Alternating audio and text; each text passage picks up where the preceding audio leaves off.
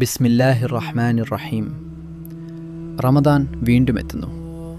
പക്ഷേ ഒരു ചോദ്യം ചോദിക്കട്ടെ, കഴിഞ്ഞ റമദാൻ നിങ്ങളെ മാറ്റിയോ? അല്ലെങ്കിൽ റമദാൻ പോയി നിങ്ങൾ പഴയ ജീവിതത്തിലേക്ക് തിരികെ പോയോ? നമ്മൾ ഓരോ വർഷവും പറയുന്നു, ഈ റമദാൻ ഞാൻ മാറും. പക്ഷേ റമദാൻ കഴിഞ്ഞാൽ നമസ്കാരം കുറയുന്നു, ഖുർആൻ അടയ്ക്കുന്നു, തൗബ കുറയുന്നു, പഴയ ശീലങ്ങൾ തിരികെ വരുന്നു. ഇതെന്തുകൊണ്ട്? കാരണം നമ്മൾ റമദാനെ ഒരു മാസമായി മാത്രം കാണുന്നു, ഒരു ഇവൻ്റ് പോലെ. പക്ഷേ റമദാൻ ഒരു പരിശീലന ക്യാമ്പാണ്, ഹൃദയം ശരിയാക്കാനുള്ള ക്യാമ്പ്. അള്ളാഹു പറയുന്നു, ലഅല്ലക്കും തത്ഖൂൻ, നിങ്ങൾ തഖ്വ നേടേണ്ടതിന്.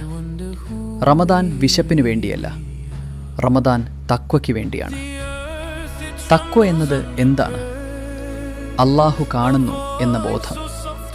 ഒറ്റയ്ക്കിരിക്കുമ്പോഴും, മൊബൈൽ കയ്യിലുണ്ടായാലും, ആരും കാണാത്ത സമയത്തും. ഈ റമദാൻ നിങ്ങളുടെ അവസാന റമദാനാണെങ്കിൽ, ഇത് നിങ്ങളുടെ അവസാന അവസരമാണെങ്കിൽ, ഇത് നിങ്ങളുടെ പാപങ്ങൾ മാപ്പ് ലഭിക്കാനുള്ള അവസാന മാസമാണെങ്കിൽ, നിങ്ങൾ അതിനെ എങ്ങനെ കാണും?